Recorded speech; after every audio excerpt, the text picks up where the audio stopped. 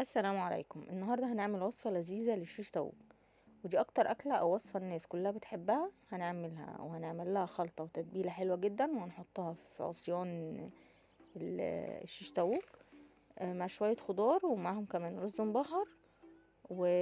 ودي وصفة من الوصفات السهلة والسريعة، وبتدخل الفرن على طول. وطبعا سر جمال الشيش طاووق في التتبيلة اللي بتتحط عليه. هوريهولكم واقول لكم كل التوابل اللي بتضاف عليه. يلا بينا نبدأ الوصفة، بس نسمي الله ونصلي على الرسول. اللهم صل وسلم وبارك على سيدنا محمد وعلى اله وصحبه وسلم. يلا بينا نبدا.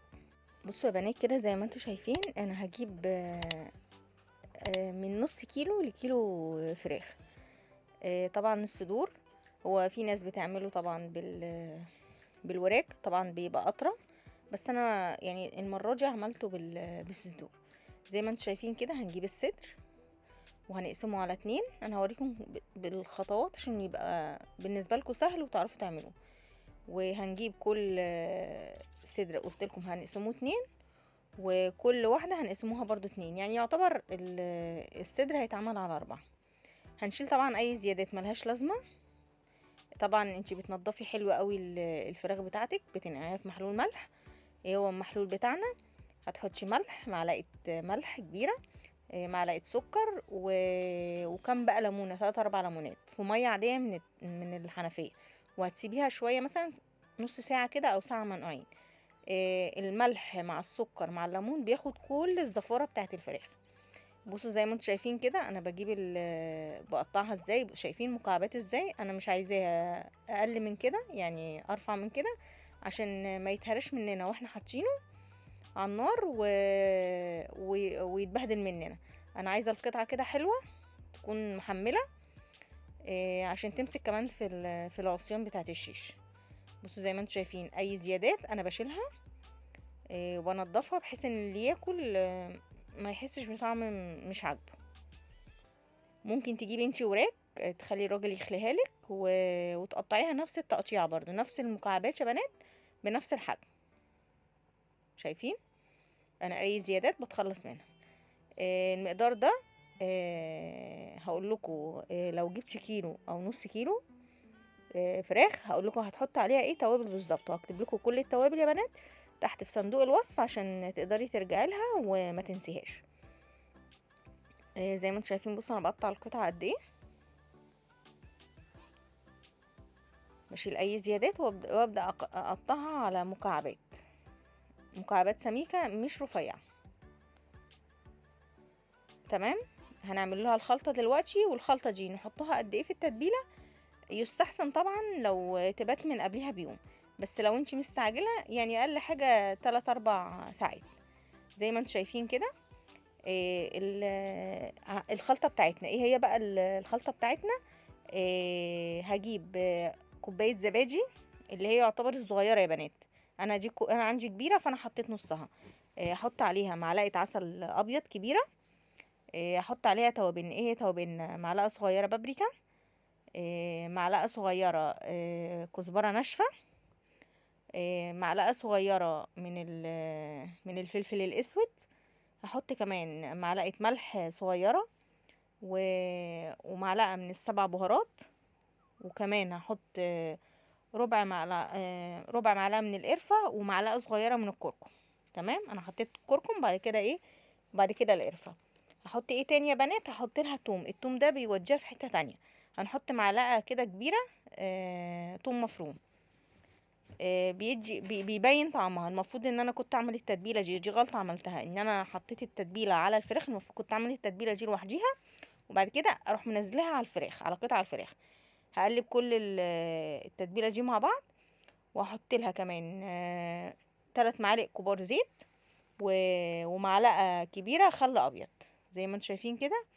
وهنبدا نقلب التتبيله، وقلت لكم زي ما قلت لكم كده هسيبها مش اقل من 3 4 ساعات. كل ما بتسيبي التتبيله في الفراخ بتاعتنا بتاخد من طعمها. هنسيبوها ونبدا نعمل تاني خطوه. ايه هي تاني خطوه؟ هنبدا نجيب العصيان بقى بتاعتنا. يستحسن طبعا العصيان دي يا بنات ننقعها في ميه لمده نص ساعه عشان ما تتحرقش مننا.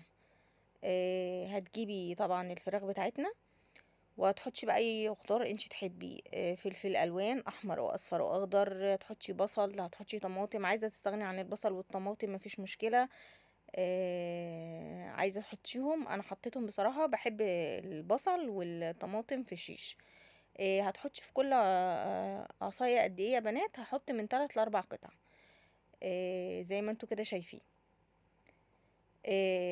وبعد ما نحطهم كده في العصيان هنبدأ نحطهم في صينية وندخلهم الفرن. طبعا الفرن لازم يكون سخن جدا عشان الفراخ ما تنشفش مننا ويبقى طعمها مش حلو. فلازم الفرن يكون سخن من قبليها ويكون على اعلى درجة حرارة. هي ما بتاخدش وقت في الفرن يا بنات، انت هتقعدي كده ملاحظاها، عشان كل فرن بيختلف عن الفرن التاني. فمجرد ما تمسكي واحدة كده وتحسي ان هي استوت، اتقطعت في ايدك كده، يبقى هي كده تمام، وتطفي النار عليها. ممكن تولعي عليها الشوايه شويه. ممكن في التتبيله يا بنات لو حابين وعندكوا عندك دبس رمان، ممكن تحطي معلقه كبيره. لو ما عندكيش استغني عنها خالص. انا بحب اقول لكم الاضافات اللي ممكن تحطيها لو انت عندك، لو ما عندكيش بلاش. انا ما حطيتش. وهتشوفوا شكلها هيبقى طالع ازاي، وانا ما حطيتش. لو انت عندك حطي. بصوا زي ما انتم شايفين كده، انا بحط في كل عصايه من 3 ل 4 قطع. انا بحط 4 قطع، وبتحطي بقى الخضار اللي انت عايزاه. بعد ما نعملوها ندخلوها الفرن ونبدأ نعمل ايه تاني يا بنات. هوريكم الرز المبهر هعمله ازاي. طريقته سهلة قوي قوي، ودايما بيمشي مع المشاوي. اي حاجة مشوية بيبقى محتاج الرز المبهر دوت. زي ما انتم شايفين كده، بصوا حطيت ايه، واحدة فلفل اخضر، واحدة فلفل احمر، واحدة بصلة، طماطمايه، وقطعة من الفراخ. زي ما انتوا كده شايفين. بصوا انا عملت الكمية كلها. هبدأ بقى احطها في صينية في الفرن وادخلها ايه زي ما قلت لكم في الفرن. هنبدأ نعمل بقى مع بعض الرز المبهر. الرز المبهر هنجيب حلة حلوة كده، هنجيب بصلاية صغننة. انا هقطعها كده ايه طرنشات رفيعة خالص يا بنات، او هخرطها تخريط رفيع خالص ناعم. مش عايزاها مبشورة. لا انا عايزاها ايه. بصوا زي ما انتم شايفين كده، هقطعها صغير. تمام. انا قلت لكم بصلايه، لا هي بصلتين صغننين يا بنات، مش بصلايه، او بمقام بصلايه كبيره شويه، وسط يعتبر، يا اما 2 صغيرين. هنحط شويه زيت بتاعنا وهنبدا نشوح البصلايه. هنشوحها. بصوا زي ما انتم شايفين، انا هصفرها بس مش عايزاها اغمق من كده. هنبدا نحط بهاراتنا ايه هي. ورق لوري بقى حطي 1 3. هتحطي لومي 1 3 لومي. هتحطي قرفه خشب. هتحطي ربع معلقه قرفه ناعمه. هتحطي معلقه كركم. بصوا زي ما انتوا شايفين كده. برضو كل التوابل دي هحطها لكم تحت. وهتحطي ممكن معلقه صغيره كاري، وقلت لكم معلقه كركم. وممكن ربع معلقه صغيره جنزبيل. بصوا وتقلبي بقى البهارات دي، ومجرد ما بتشمي ريحتها هتبداي تجيبي الرز البسمتي. الرز البسمتي لكل كوبايه رز بسمتي المفروض تحطي 2 كوباية ميه. انا عشان يطلع مفلفل معايا وما يطلعش معجن بحط 1.5 كوباية. ونقعي الرز قبليها بنص ساعة كده في مية. تمام. هنحط مقدار الرز اللي احنا عايزينه وهنشوحوه ونبدأ نحط له المية السخنة بتاعته. زي ما انتم شايفين كده، بصوا لونه تحفة يا بنات. ممكن تحطي انا حطيت حبهان. وحطيت كمان قرنفل، بس معرفش انا الحته دي ما جاتش ليه. حطيت مثلا 3 4 وحدات قرنفل. وهتبداي بقى ايه تظبطي الملح بتاعه، وهتسيبيه. اول ما يشرب ميته هتوطي عليه وتسيبيه. بجد يا بنات جربي طريقه الرز ده هتعجبك قوي قوي، مع اي حاجه بقى مشويه، كفته، فراخ، شيش، اي حاجه.